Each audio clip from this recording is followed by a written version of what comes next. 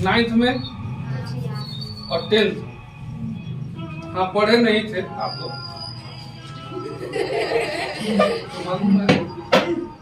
आप लोग भी ऊर्जा आधारित एग्जाम देते हैं। चोरी तो चलेगी ही चलेगी। नहीं, पढ़े तो याद नहीं है। अच्छा, तब तो पढ़ने में ज्यादा दिक्कत नहीं है यार। थोड़ा भी परिश्रम यदि किए हुए हैं 9th 10th में, कोई दिक्कत नहीं होगी। और ऑब्जेक्टिव क्वेश्चन पूछता है इसमें डीएलएड में, तब इसलिए और आसान हो जाएगा कि ऑब्जेक्टिव क्वेश्चन हिस्ट्री, ज्योग्राफी और जो पॉलिटी है, मतलब सिविक्स, वो हम लिखवाते चलेंगे। एक जनरल कंसेप्शन हम दे देंगे हर टॉपिक का, हर चैप्टर का।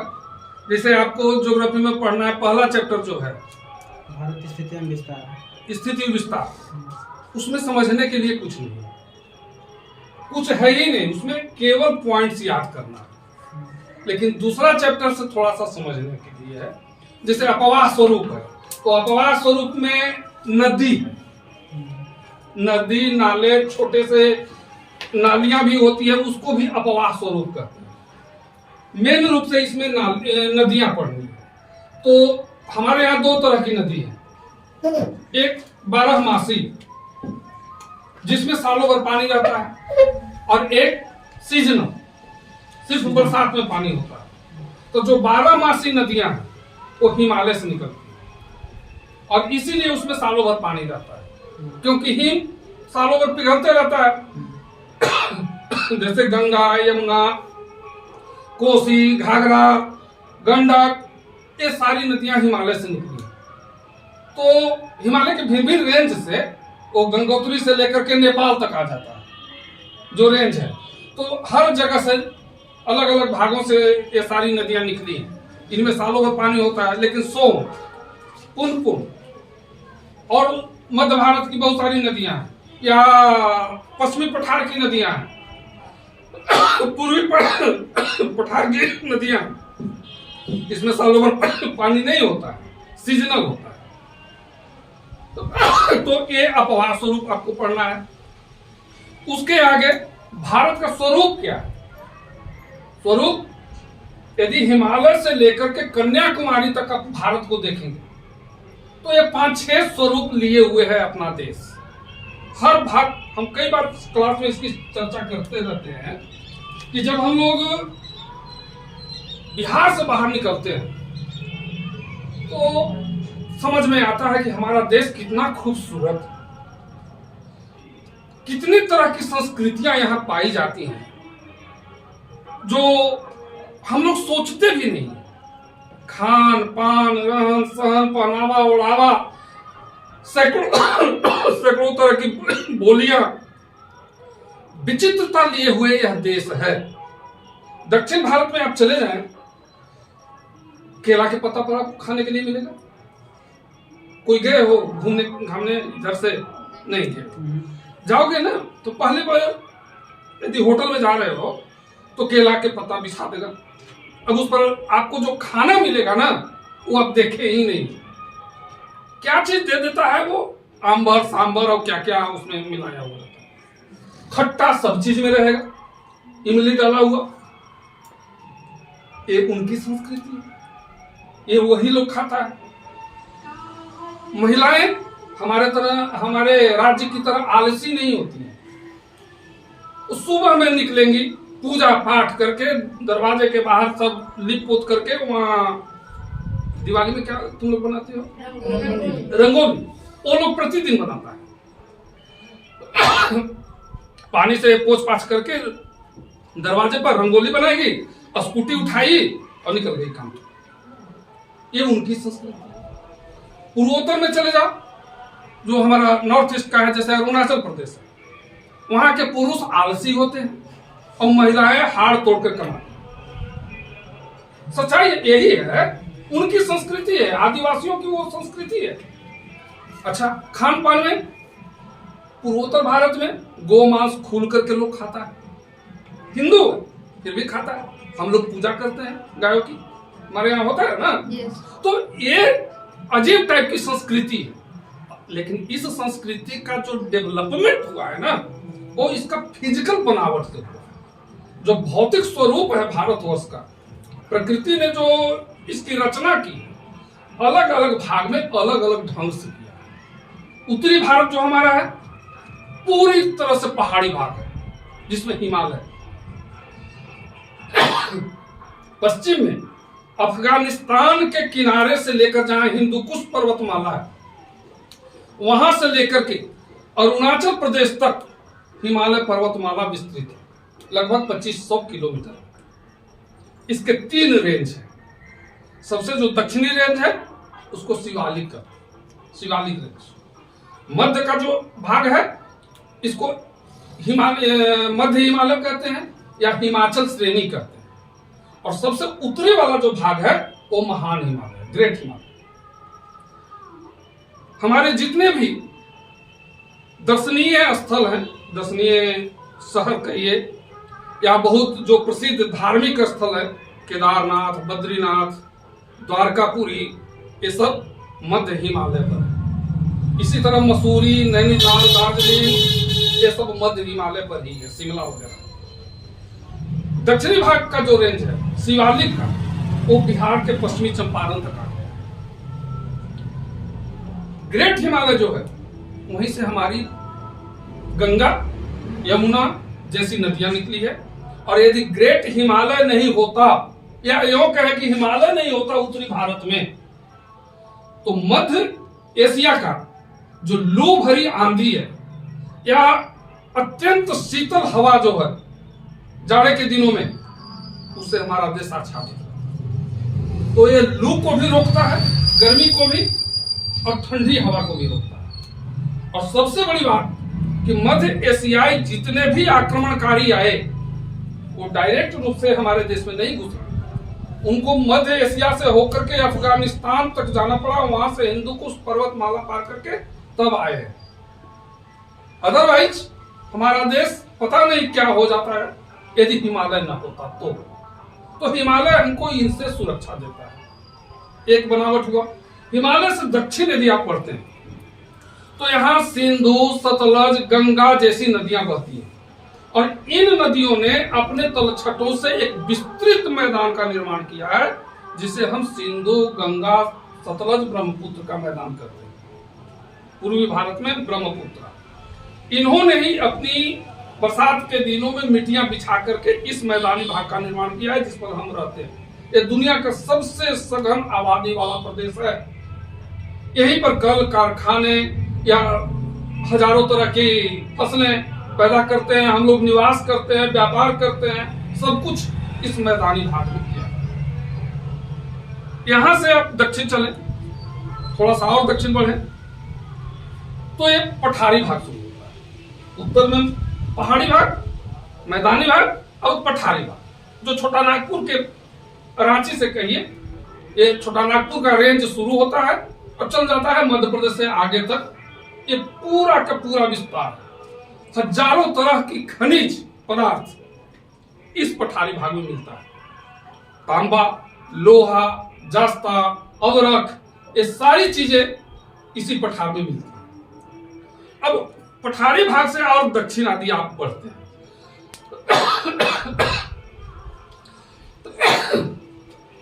तो पूरा ये जो साउथ इंडिया का ये देखेंगे नक्शा,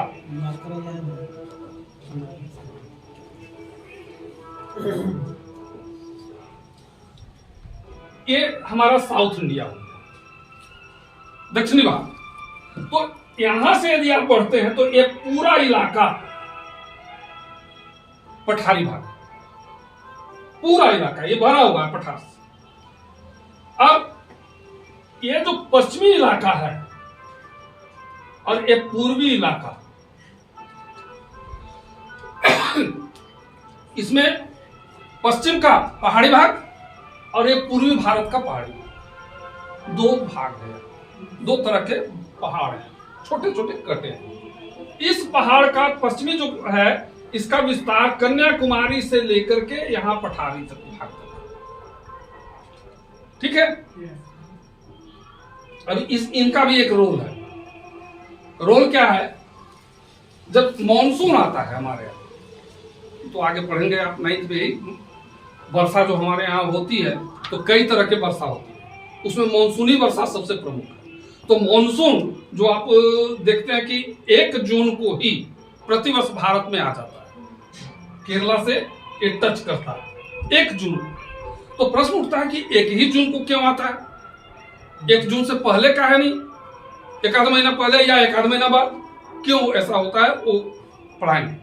लेकिन जब मॉनसून आता है तो सबसे पहले ये अरबियन यहाँ पर आने के बाद 2 भाग में बढ़ता है मॉनसून, क्योंकि यह जो आकार है हमारे देश का वो त्रिभुजाकार है। त्रिभुज जैसा देख रहे हैं आप, इसके चलते मॉनसून 2 भाग में बट जाता है, एक पश्चिमी और दूसरा पूर्वी। पश्चिमी मॉनसून जो है जो अरब सागर से होकर के गुजरती है, तो सबसे पहले एक पश्चिम का जो पठारी भाग है ये इसको रोक लेता है। इधर से मॉनसून भारत में प्रवेश नहीं कर पाता है।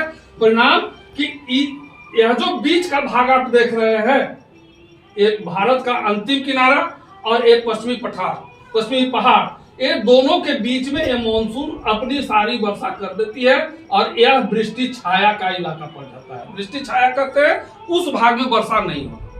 जैसे इधर से मान लीजिए कि मानसून आ रही है तो ये दीवार इसको रोक लिया तो सारे वर्षा जो है से इसी भाग में कर दिया, तो इस दीवार के उस भाग वाला जो भाग है वर्षा ही नहीं हो गया, वर्षा उधर हुई नहीं, उसको कहेंगे वृष्टि छाया का क्षेत्र। तो ये भाग वृष्टि छाया का पड़ जाता है। लेकिन बंगाल की खाड़ी वाला जो शाखा है ना हमारे देश में, इसी से वर्षा होती है, जो लगभग 3 या 4 महीना रहती है, इसी से होती है। कैसे वर्षा करती है?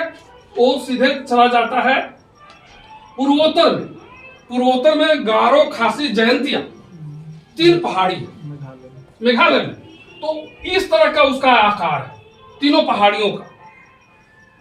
तेल भरने वाला जो कीप होता है ना, बस वो कीप की आकृति बन जाती है। तो जब मानसून वहां पहुंचता है तो इसी कीप में फंस जाता है, ये उत्तर की ओर भाग नहीं पाता है। तो सारी जो जितनी वर्षा की मात्रा है उस मानसून में मौजूद, उसका अधिकांश भाग इस इलाके में कर देता है जहां ये फंसता है। यहीं पर पांडिचेरी और मानिस राम, 2 नाम सुने? यहीं पर दोनों स्थित है। पहले पांडिचेरी नहीं यार, अरे पांडिचेरी तो वहाँ है यार, चेरापूंजी। पांडिचेरी कहाँ है? चेन्नई के बगल में। तो चेरापूंजी सर्वाधिक वर्षा दुनिया की होती थी चेरापूंजी में, उसका कारण यही था। लेकिन यहाँ के जितने पेड़ पौधे थे उसमें से अधिकांश काट लिए गए, तो उसका जो जगह से घसक गया और पश्चिम की ओर। अब मानिसराम एक गांव है 16 किलोमीटर, वही चेरापूंजी से पश्चिम है, 16 किलोमीटर की दूरी पर मानिसराम, वहां पर सर्वाधिक वर्षा होती है।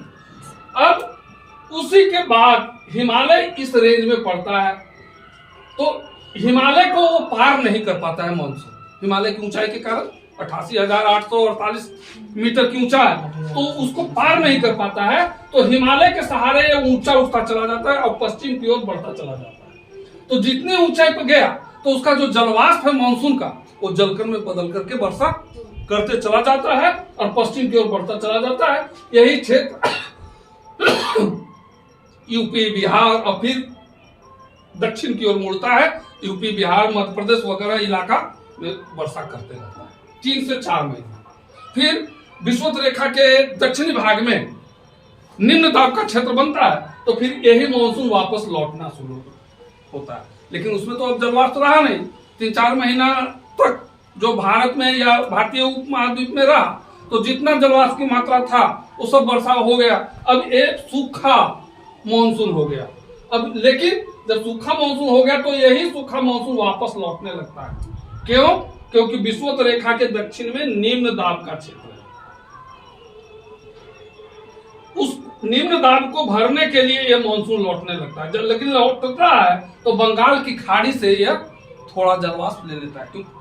पार कर रहा है बंगाल की खाड़ी से, तो लौटने के समय उसमें थोड़ा जलवाष्प हो जाता है और केरल के रास्ते से यह निकलता है। यही कारण है कि नवंबर दिसंबर में केरल में वर्षा होती है। सुने हैं ना? और 3-4 साल पहले, 4-5 साल हो गया, इसी दिसंबर में केरल यहाँ चेन्नई में भयानक बाढ़ आ गई थी, सब कुछ डूब गया था। इतनी वर्षा हुई दिसंबर के महीने, तो उसका कारण यही होगा। खैर वो तो उसको विस्तार से हम लोग पढ़ेंगे। तो इसके कारण, इन सब परिस्थितियों के कारण इनकी एक अलग संस्कृति है। अब इसी भारतवर्ष के दो तरफ, एक लक्षद्वीप और अंडमान निकोबार द्वीप समूह, ये दो, यहाँ सैकड़ों द्वीप है। हमने 4-5 बनाया, लेकिन है सैकड़ों द्वीप। तो इधर अंडमान हो जाता है और इधर निकोबार नीचे। कुछ ही द्वीपों पर आबादी है। यहाँ पर हमारी सेना की चौकी भी है, जल सेना की। लक्षद्वीप, यहाँ भी कुछ ही क्षेत्रों में आबादी है। शेष जो द्वीप है निर्जन भी है, और कुछ जो ऐसे द्वीप हैं जो जहां यदि हमारे आप लोग जैसे मानव वहां पहुंच गए ना, उनको मार करके खा जाए। एकदम जो जिसको हम लोग आदिम कहते हैं ना, नरभक्षी, वही लोग। वहां किसी को भी जाने की इजाजत नहीं है, बाहरी दुनिया की किसी को भी नहीं। बीबीसी का नाम सुना है आप लोगों ने? बीबीसी न्यूज चैनल सुना? एक बार बीबीसी ने ट्राई किया वहां जाने का, लेकिन डायरेक्ट नहीं, वो पानी के जहाज से कुछ दूरी से ही, कुछ अपने जंत्र से, जैसे राइफल वगैरह टाइप का कोई जंत्र होगा, उससे उन्होंने एक प्लास्टिक की गुड़िया को मारा, फेंका उनके बीच में। उस गुड़िया को तोड़ करके उन लोगों ने गाड़ दी। तब एक वो जो बकरी खसी होता है, उसको वहां फेंक करके लोग भागा, वही जहाज से भागा, उसको भी तुरंत मार दिया। नारियल वगैरह भी बहुत सारा फेंके, लेकिन एक व्यक्ति को भी वहां पर जाने की इजाजत तो नहीं ही थी, हिम्मत भी नहीं। वो लोग 24 आवर्स तीर कमान लेकर के बैठा रहा, और बैठा का वो तो नंगा। आज की जो सभ्यता हमारी है ना, कपड़ा पहनना है, कैसे बोलना है, कैसे बैठना है, क्या खाना है, वो उससे उसको मतलब ही नहीं। मतलब चूंकि सभ्यता में आवे तब तो वो तो पता नहीं कई हजार साल से जंगलों में ही है। बाहर में लाइट भी है कि नहीं है, क्या होता है, उससे कुछ जानता ही नहीं। उसको क्या कर सकते हो? असभ्य जो पृथ्वी की उत्पत्ति के समय मानव होगा, वही असभ्य है।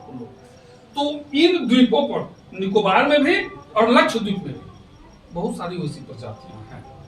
उनकी भी अपनी एक संस्कृति है। 2004 में जो आया था सुनामी, उस सुनामी के लहरों से बहकर बहुत सारे निकोबारी पहुंच गए आपको अंडमान।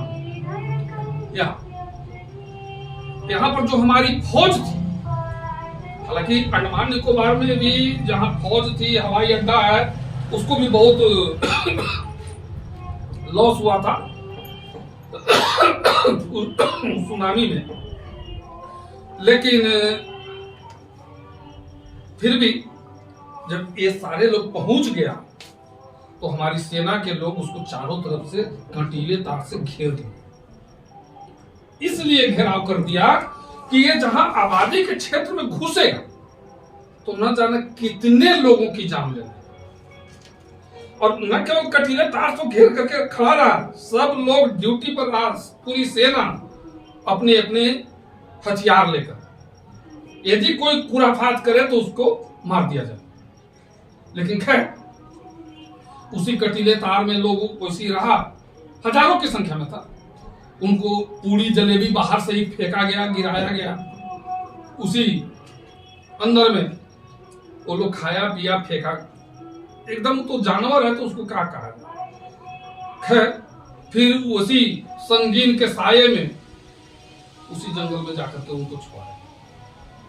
तो कहने का मेरा मतलब यह, अच्छा ये तो आपने देख लिया उत्तर से दक्षिण तक और पूरब से पश्चिम तक। एक भाग और है, एक संरचना और है हमारा, वो है राजस्थान की मरुभूमि, बहुत विस्तृत मरुभूमि।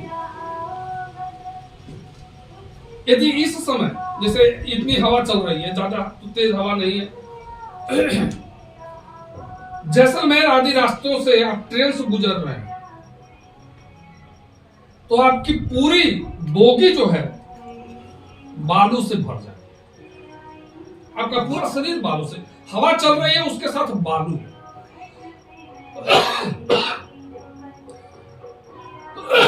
जैसे समुद्र में हम लोग जहां तक नजर दौड़ाते हैं पानी ही पानी नजर आता है, उसी तरह रेगिस्तानी इलाकों में आप जाए, जहां तक आपकी नजर जाएगी बालू के अलावा कुछ नहीं दिखाई देगा। कहीं कहीं छोटी मोटी झाड़ियां दिखाई पड़ जाती हैं। इतने तरह की बनावट अपने देश का है और इसी बनावट के अनुरूप लोगों की संस्कृति विकसित हुई। हम उत्तर से दक्षिण यदि चले, उसी हिमालय पर लद्दाख है, उससे नीचे घाटी में आइए तो कश्मीर घाटी है, उससे दक्षिण बढ़िए तो जम्मू है। जम्मू कश्मीर के इन्हीं तीनों भाग की संस्कृति अलग अलग है। विचित्र टाइप का हमारा देश है और इतना खूबसूरत देश दुनिया में नहीं मिलेगा, कहीं नहीं मिलेगा। ये अलग बात है कि आज उस खूबसूरती को मिटाने का बहुत सारे ढंग से प्रयास हो रहा है और इन्हीं सब मिल करके एक देश का निर्माण करते हैं और इसीलिए इसको हम अनेकता में एकता के नाम से जानते हैं। अब रह गई बात जो बनावट है, नदी अपवाह स्वरूप हुआ और उसके बाद शायद मौसम पढ़ना है, जलवायु है जलवायु ऐसा। हाँ, मौसम जलवायु ये पढ़ना है तो उसी में आपको मॉनसून भी पढ़ना पड़ेगा। ये हुआ अच्छा, उसके बाद जो भूगोल है ना वो समझने लायक कितना है।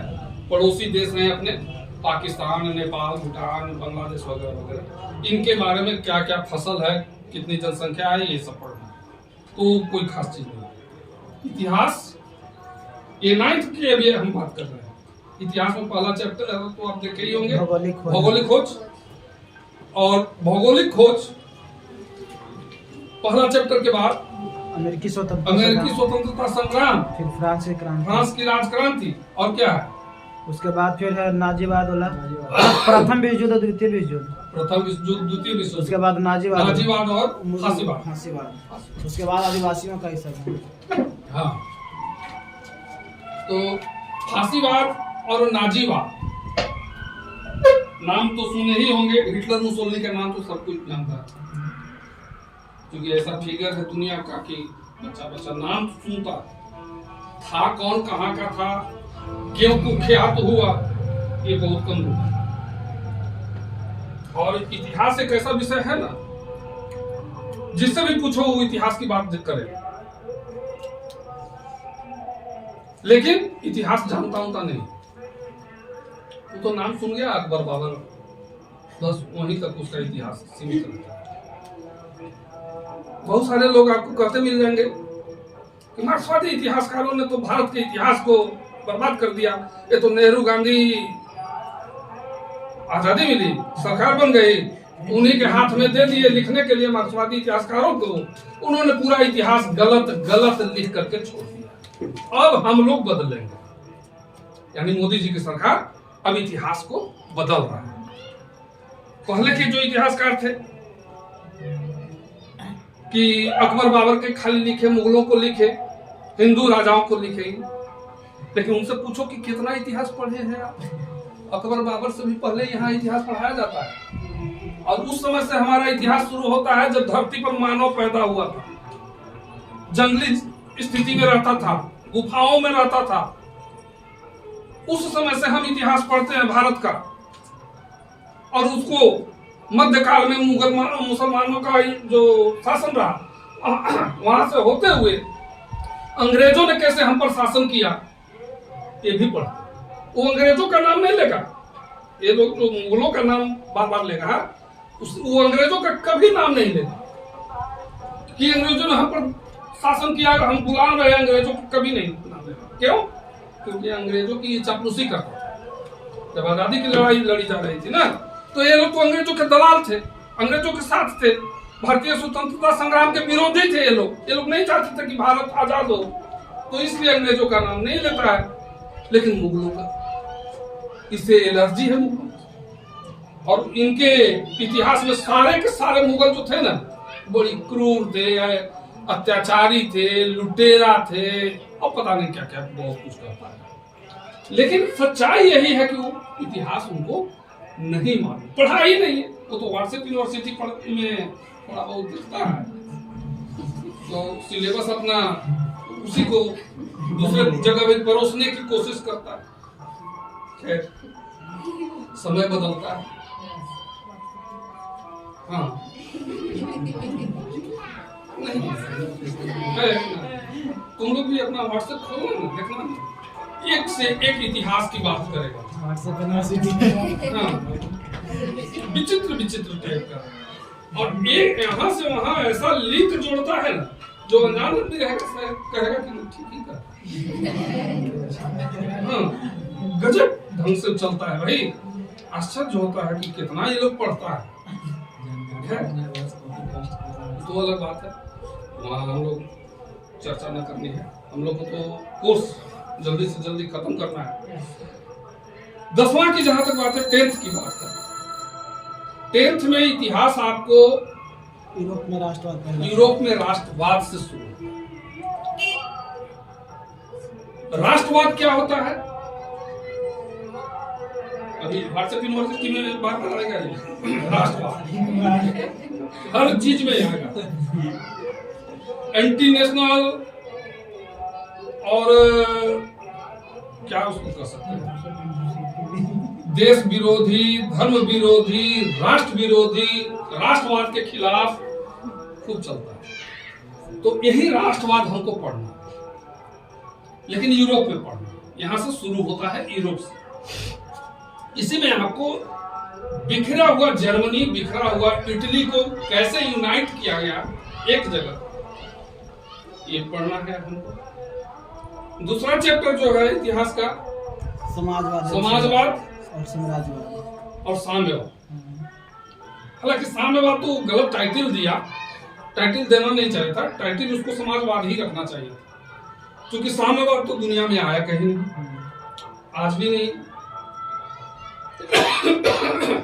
समाजवाद आया पहली बार। एक ऐसी व्यवस्था आई जो पूंजीवाद को चुनौती, सीधे सीधे चुनौती दिया पूंजीवाद को 1917, और पूरी व्यवस्था को एक तरह से चैलेंज कर दिया, उलट दिया।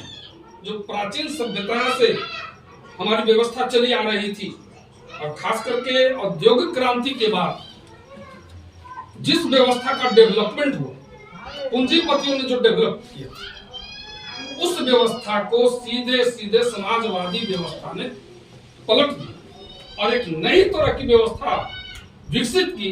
एक ऐसी व्यवस्था जिसमें न कोई अमीर है न गरीब, हर कोई समान। आपके पास जैसे अभी अडानी का नाम सुने, जानते हैं कुछ उसके बारे में? लॉस में उसकी कंपनी अभी चल रहा है जो बोल रही है। अरे तुम डूब चुकी। यही कहते हैं कि किसी टीवी चैनल पर नहीं चल रहा है, नहीं चल रहा है ना, लेकिन गंभीरता को जानोगे ना तो तुम्हारा देश बर्बाद हो चुका है, एकदम बर्बाद हो चुका है। 10 रुपया 20 रुपया जो तुम्हारे पापा अपनी जरूरत को काट कर बैंक में जमा करते हैं, ठीक है।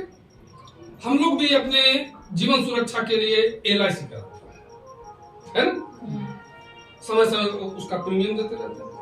और इंडिया की सबसे रिचेस्ट जो कंपनी है हमारा LIC, रिचेस्ट कंपनी LIC। जो भी बैंक कमजोर होता था या कोई सार्वजनिक उपक्रम कमजोर होते थे, वहां LIC से ही पैसा लगा करके उसको संभाला जाता था।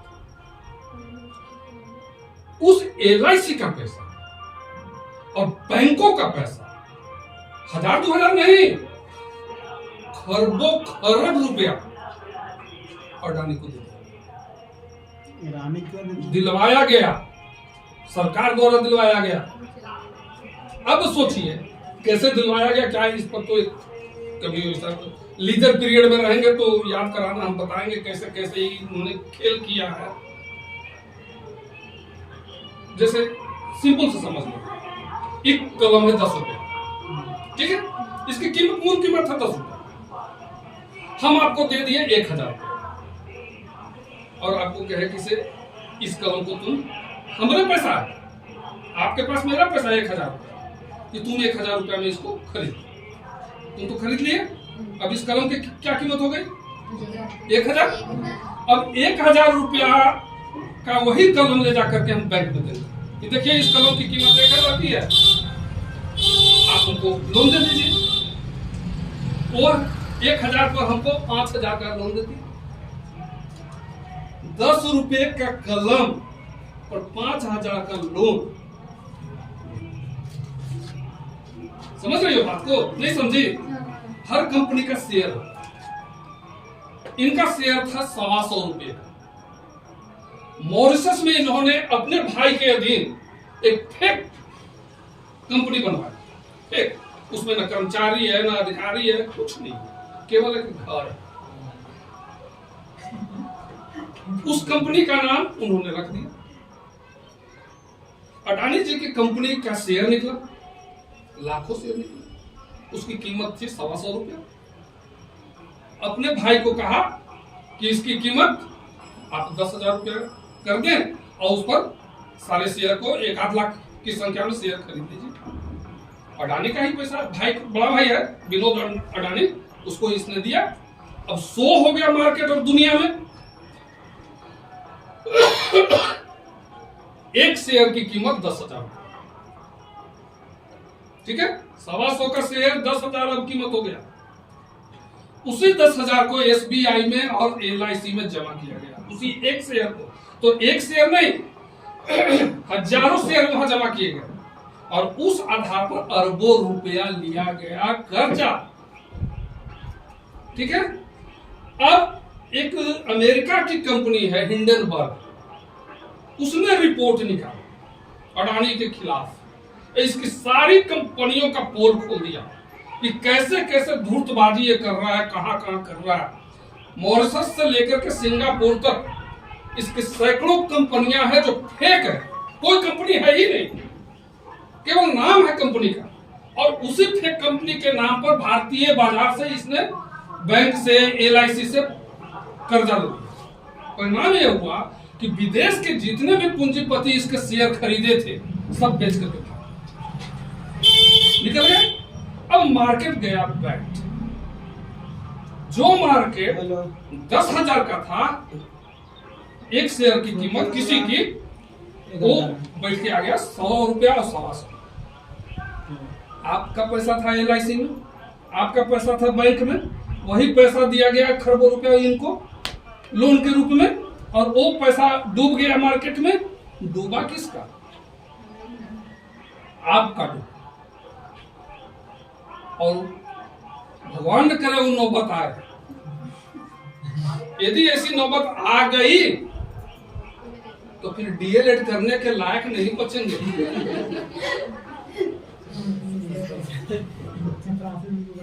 बहुत अच्छा। और सबसे बड़ी बात यह है ना कि किसी भी पेपर में, अखबार में और किसी भी न्यूज चैनल पर ये नहीं चलाएगा। क्यों? क्योंकि अडानी जी बहुत प्रिय है मोदी जी के, बहुत माने इतना प्रिय है ना, इतना प्रिय है। अडानी को क्या क्या दिया गया मालूम है? जितने बंदरगाह है आपके, अडानी को। एयरपोर्ट जितना है, अडानी को। जितनी माइंस है, कोयला माइंस वगैरह, सब अडानी को। उसके बाद पानी दे दिया गया, मिट्टी दे दिया गया, खान दे दिया गया, हवा दे दिया गया, सब कुछ उसी को दे दिया।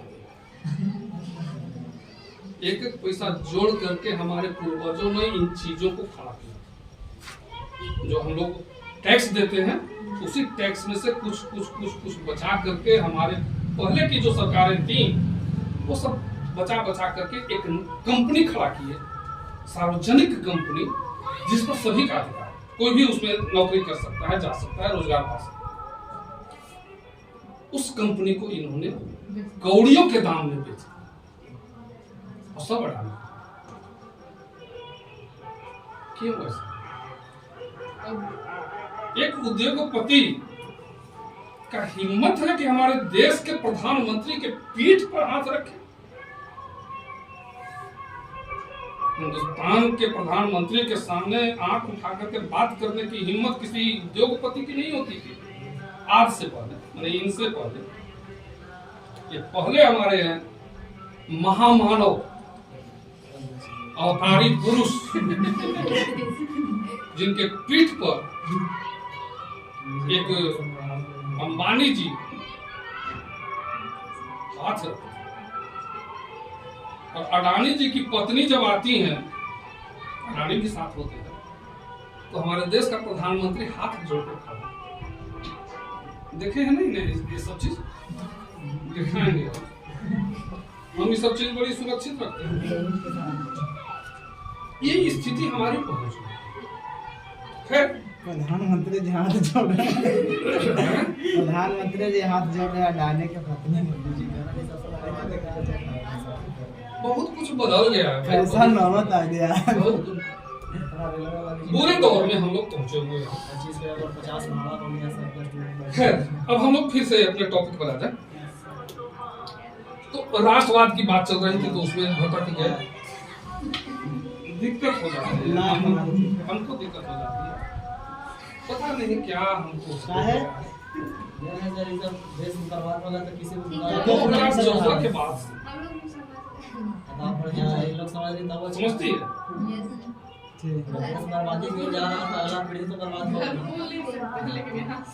फेसबुक चलाती हो? नहीं। व्हाट्सएप खाली चलाती हो?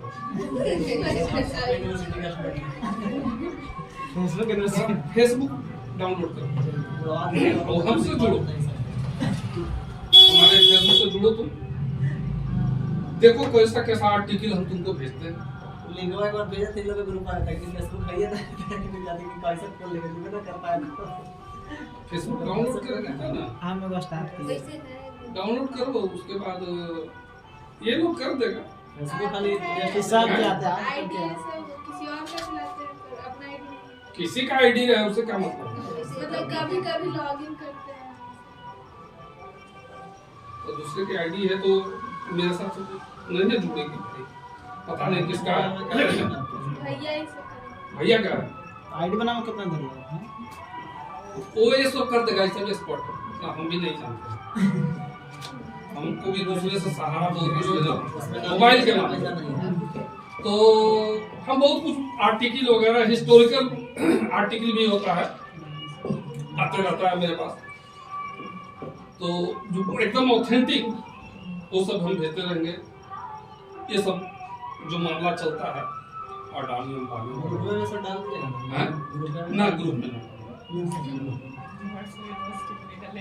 व्हाट्सएप पे सब हो जाता है, सर्कुलेट हो जाता है। फेसबुक आप लोग को कीजिए, वही वाली लिखवा डालेगा तो लोग हमको ना पता चलता है, तुम लोग कर देना। तो ये सब चीजें देखो जानने की बात है, और आप लोग को अंधकार में रखा जाता है। क्योंकि अखबार में आएगा या टीवी पर आएगा, सब कुछ आएगा।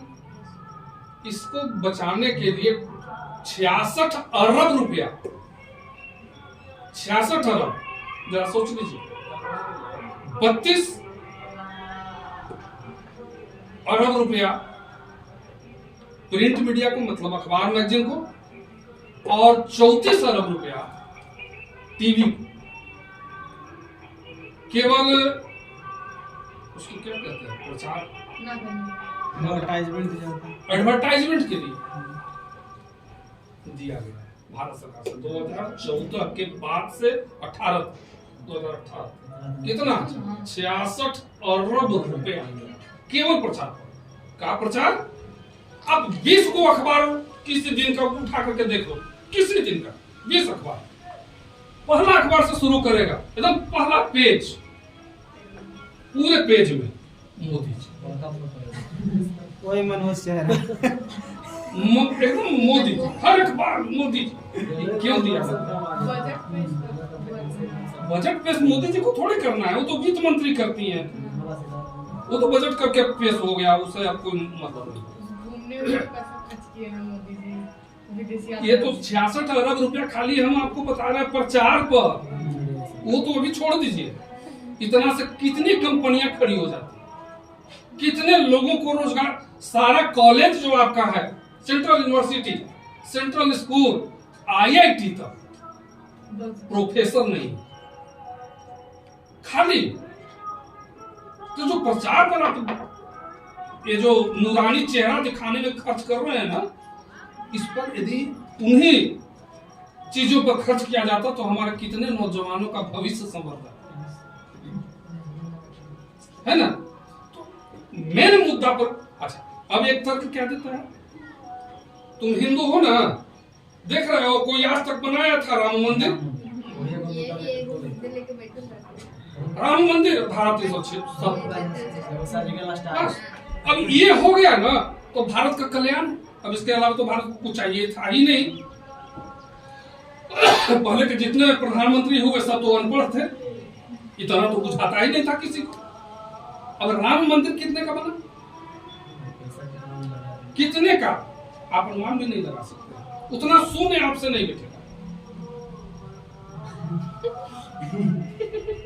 मजाक है भाई, मैंने अच्छा ठीक है, उतना खरब रुपया लगा करके, अरब रुपया लगा करके आपने राम मंदिर बनाया, भगवान राम वहां पर पहुंच गए, उससे लाभ मिलते हैं तो उससे बड़ा काम हो जाता क्या किस दिशा में देश हमारा जा रहा है ना। एक वैज्ञानिक सोच जो होता है, एकदम अंधविश्वास, रूढ़िवादिता, वहीं पर तुम फंसे रहो। अपनी जो समस्या है, शिक्षा का, रोजगार का, स्वास्थ्य का, सड़क का, बिजली का, पानी का, इस पर मत तुम आवाज उठाओ, सोचो ही नहीं। ये कोई जरूरत है? तुम हिंदू हो, गर्व से कहो हम हिंदू, और लोग दे रहा, वोट दे रहा है, वोट दे रहा है, इसी नाम से वोट दे रहा है। तो फिर उनको क्या चाहिए? काहे के लिए तुम्हारा काम करेंगे, काहे के लिए रोजगार देंगे? बैठो आराम से घर, है ना। पहले 4 लाख 5 लाख रुपया में जो MBBS हो जाता था, आज 40 लाख रुपया मिल रहा है सालीना। है औकात हमारे तुम्हारे घर के किसी बच्चे का कि प्राइवेट में जाकर के MBBS कर लेगा?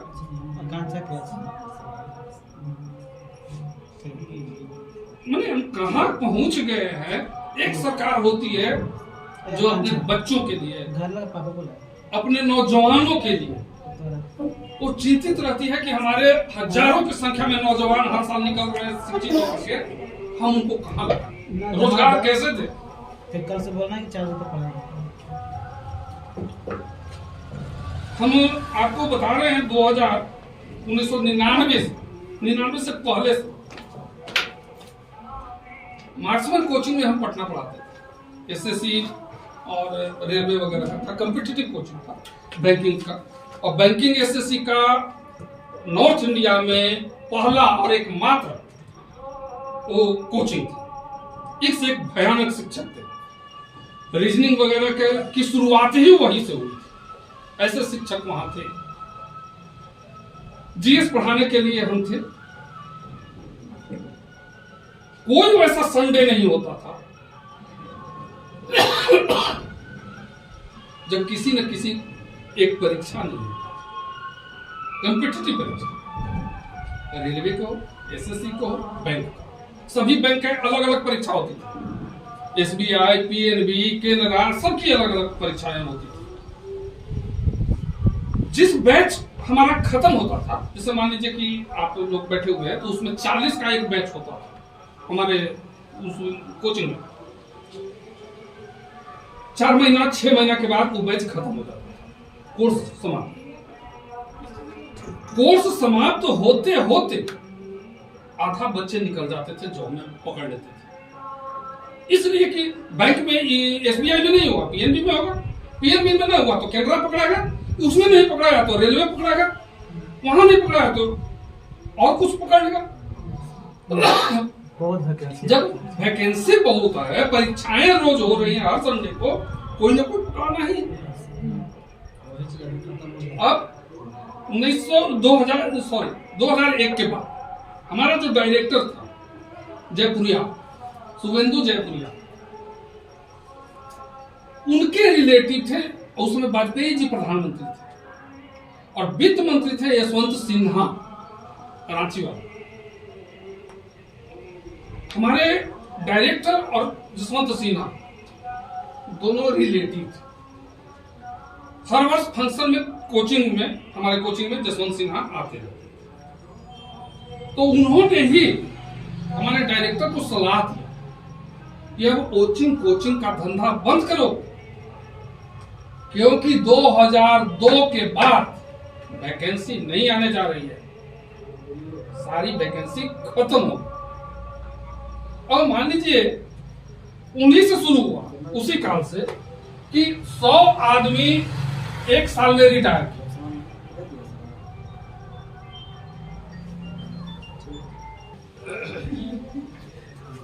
100 आदमी रिटायर किए, मान लीजिए कि 2024 में या 2023 में। अगला साल जो वैकेंसी आएगी ना, वो 100 पोस्ट हमारा खाली हुआ ना, वैकेंसी तो आना चाहिए 100 का ना, नहीं, 3% इसका खत्म हो गया सीट। अगला जो वैकेंसी आएगी वो 97 पर ही आएगी। अब 97 सीट ही रहेगी। ऐसा क्या? ये वाजपेयी जी के काल में ही हुआ। जो भी रिटायरमेंट होगा उसका 3% पोस्ट खत्म। लेकिन करने कारण कुछ नहीं, कुछ नहीं। वाजपेयी जी से पहले जो कर्मचारी होते थे, अधिकारी होते थे, पेंशन मिलता था ना रिटायरमेंट के बाद, और बहुत बड़ा आश्रय होता था। जो नौकरी पेशा लोग रिटायर करते थे उनके लिए बुढ़ापा में कोई किसी का ध्यान नहीं देता है, चाहे बेटा हो बहू हो। अब बहू तो अब तो नई फैशन वाली आ रही है, एक से एक। हस्बैंड का आधा पैसा तो उनके श्रृंगार में ही व्यतीत हो जाता है, और करना पड़ता है। उनको फुर्सत भी नहीं है कि अपने सास और ससुर की सेवा करें। हाँ, माँ बाप के लिए, अपने माँ बाप के लिए वो चिंतित रहती हैं, वो जरूर चिंतित रहती है। लेकिन यहाँ जो हस्बैंड के माँ बाप है, चिंता नहीं। खैर, इसमें रोल उसके हस्बैंड को भी रहता है, केवल अकेला उसी का दोष नहीं है। उस स्थिति में, उस बुढ़ापे में उसका जो पेंशन होता था ना, उसी के लालच में बेटा बहू जो होते हैं थोड़ा सा कुछ सेवा शुश्रूषा करते थे। वाजपेयी जी के काल में उसको भी छीन। अब एनपीएस मिलता, न्यू पेंशन स्कीम। आपकी नौकरी के सैलरी से कुछ पैसा कटेगा, वो चला जाएगा शेयर में। शेयर में वो सरकार लगाएगी। 40 साल 35 साल आप सर्विस किए, जब रिटायर करेंगे तो पेंशन के रूप में हाथ में मिलेगा 2000। बीड़ी भी चलेगा बेचारा।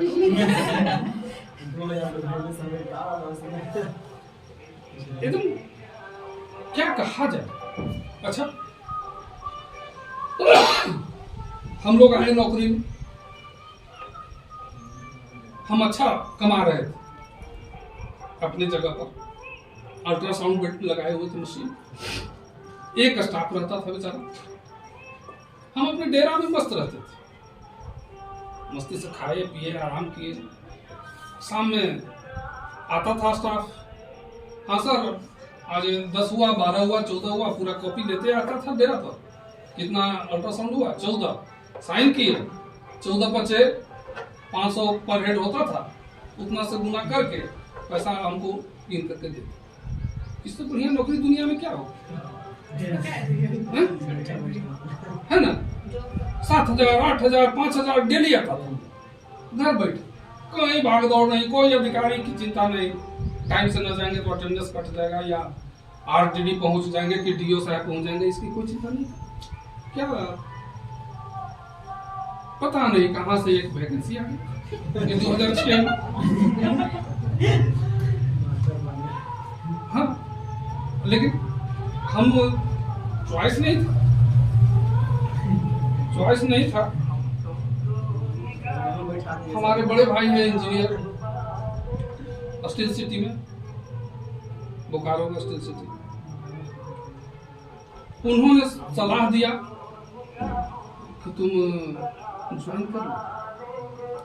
तुम जानते हैं इसका पेमेंट कितना है? 6,000 रुपये।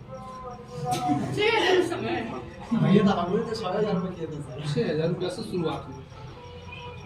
जो शख्स रोज 6,000 कमा रहा है उसको महीना में 6,000 रुपये मिले। उन्होंने कहा कि तू बेवकूफ है, अभी न मिल रहा है, सरकारी हो जाएगा 2-4 साल के बाद तो तुमको तो 70-80 हजार रुपया मिले, हमको भी लोग यहाँ से देखो हंसना होता है आदमी को तो कैसे फंस जाता है, आखिर फंस गए। आज हो जाएगा चलो नहीं हो। ये सारी करतूतें जो है ना, ये भाजपा के काल में ही आपको मिले। ये भी जो हम लोग नौकरी कर रहे हैं ना, नियोजन, ये उन्हीं की थे। हमारा जो चपरासी है, माँ के मरने के बाद उसकी नौकरी लगी है और वो हमसे ज्यादा वेतन उठा रहा। क्या विडम्बना नहीं समझ रही हो? चपरासी मास्टर से ज्यादा पेमेंट। क्यों? क्योंकि उसके माँ को मिलता था पुराना वाला वेतन, तो उसी वेतन पर वो बहाल हुआ, उसको मिल रहा है वही पुराना वाला, और हमको तो ये वो नया टाइप होगा।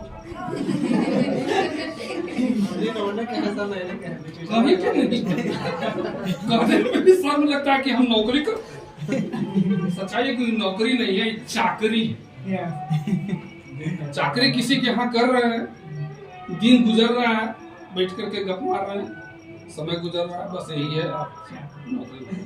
तो ये सारी देन जो है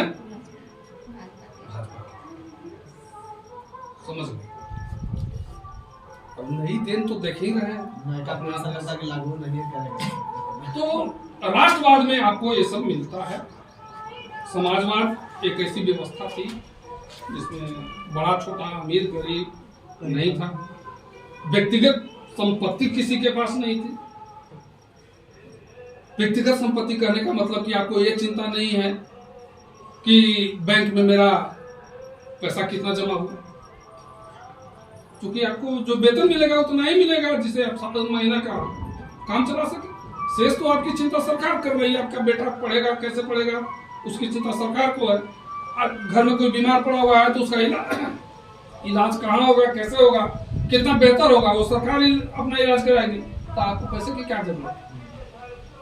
जैसे आपके पास योग्यता है, जैसी क्षमता है, उसके अनुसार आपको रोजगार भी गारंटी।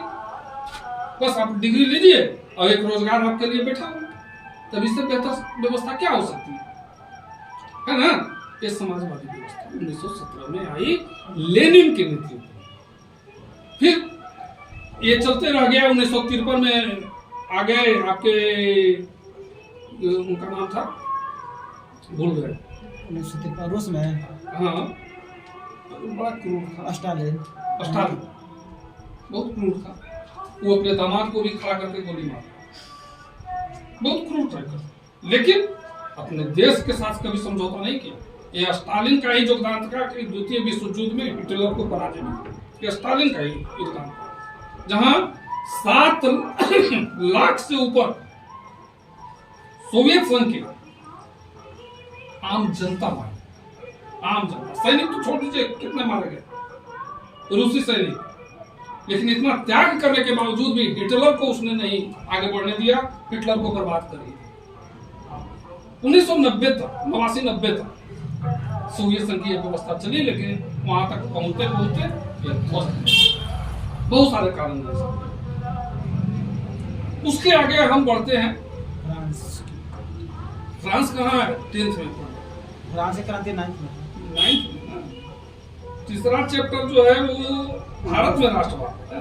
नहीं, लाओस, वियतनाम, कंबोडिया। तो ये तो फालतू चैप्टर। हम लोग समझते हैं कि तुम लोग में से कोई एक आध उच्चारण कर पाओ क्या? हान बोई चाओ, हान बोई चाओ, निगन आइको। ये लोग सुना भी नहीं, सुना पढ़ना ही है। वो तो चैप्टर है 10th के हिस्ट्री में पढ़ना है। विन फुशो, वो तो फालतू के चैप्टर दे दिया, लेकिन व्यक्ति वहाँ, चलिए ठीक है। चौथा चैप्टर है आपका भारत का राष्ट्रवाद। तो उसमें भी सब शॉर्टकट। आजादी की लड़ाई हम लोग कैसे लड़े, हमारे पूर्वजों कितना कष्ट सहा, इस दौरान कौन कौन सी संस्थाओं की स्थापना हुई, आजादी की लड़ाई में उन सारी संस्थाओं का क्या योगदान था, जिसमें लाखों महिलाओं, लाखों नौजवान, इन सारे लोगों ने अपनी अपनी कुर्बानियां दी, चाहे किसान, मजदूर, सारे लोग। बहुत सारा परिवार तो हमेशा के लिए खत्म हो गया, उजड़ गया। फिर भी हमारी जो लड़ाई थी वो अहिंसात्मक थी। हम गोली का जवाब गोली से नहीं दिया। कुछ लोग तर्क देते हैं कि भगत सिंह और क्रांतिकारी लोगों ने, वो लोग तो अहिंसात्मक लड़ाई नहीं लड़ी, लेकिन उनको शायद मालूम नहीं कि स्वयं भगत सिंह इस बात की पैरवी की थी अपने भाई को, छोटे भाई कुलतार को, जो अंतिम चिट्ठी लिखी थी भगत सिंह, उसका टाइटल था बम का फलसफा। तो नौजवान लोग गोली बंदूक से बहुत आकर्षित होता है, रिजल्ट क्या होता है उसको नहीं मालूम। भगत सिंह ने यही बात को चेताया, और स्वयं जब उन पर मुकदमा चला अदालत में फांसी से पहले, तो अपनी पैरवी उन्होंने स्वयं की थी, वकील नहीं रखा था, और बहुत लंबा लंबा तर्क दिया था जज को। उन्होंने स्पष्ट कहा था कि हिंसा हमारा कोई उद्देश्य नहीं है, क्योंकि क्रांति की जो तलवार होती है ना, विचारों की शान पर तेज होती है। जो हमारी वैचारिक स्थिति है, जो हमारा थिंकिंग है, हमारी क्रांति उस थिंकिंग के अनुसार चले, और इसमें हिंसा का कोई स्थान नहीं है। हाँ, आप कह सकते हैं कि हमने एक हिंसा की जब सैंडर्स को मारा। ये सैंडर्स उस व्यक्ति का हत्यारा था जो हमारे यहाँ शेरे पंजाब के नाम से विख्यात है। लाखों लोगों के लिए वो पूजनीय नेता है, लाला लाजपत राय, और उनकी इसने क्रूरतापूर्वक हत्या कर दी, इसलिए इसको मारना जरूरी। अदरवाइज हम क्रांतिकारियों का कहीं से कोई उद्देश्य नहीं कि हम गोली बंदूक का सहारा लेकर हम क्रांति करें, नहीं। उन्होंने कुलतार को जो चिट्ठी लिखी, उससे भी बताया कि गांधी नेहरू का ही रास्ता सर्वोत्तम रास्ता है क्रांति के लिए, उस पर आप आगे बढ़े। लेकिन खैर, बहुत सारे लोग उल्टा पुल्टा तर्क देते हैं। तो इस आजादी की लड़ाई में भारतीय राष्ट्रवाद बहुत तरह के लोगों का योगदान था। इसमें पश्चिमोत्तर के जो पठान थे, खान अब्दुल गफ्फार खान, नाम सुना है? सीमांत गांधी के नाम से विख्यात है। ये शुरू से ऐसी प्रजाति है, ऐसा कौम है जो तलवार से ही बात करता है। हिंसा ही इसके लिए पूजा, ये इस कौम के लिए, और आज से नहीं, मुगलों के काल से। शुरुआती दौर में अकबर के समय कुछ समय के लिए कंधार पर अधिकार हुआ था मुगलों का। उसके बाद औरंगजेब या अकबर के बाद से ही, चाहे वह जहांगीर हो, शाहजहां हो, कोई हो, औरंगजेब तक इतने बड़े साम्राज्य के शक्तिशाली शासकों के पास भी वो ताकत नहीं थी कि इन पठानों को पराजित करके कंधार पर अधिकार कर सके। एक ऐसा कौम और उसका नेता और लाखों पठान महात्मा गांधी के संपर्क में आया तो अहिंसात्मक रास्ता अपनाया, हिंसा नहीं। अंग्रेजों द्वारा उन पर गोलियां बरसाई गई, मशीन गन से, हवाई जहाज से, लेकिन किसी ने भी उसका जवाब हिंसा से नहीं दिया। आप आश्चर्य कर सकते हैं, सोच सकते हैं इस बात को, जिसके लिए हिंसा कोई मायने ही नहीं रखता है, बात बात पर हिंसा। आज भी देख लीजिए अफगानिस्तान में क्या हालत है।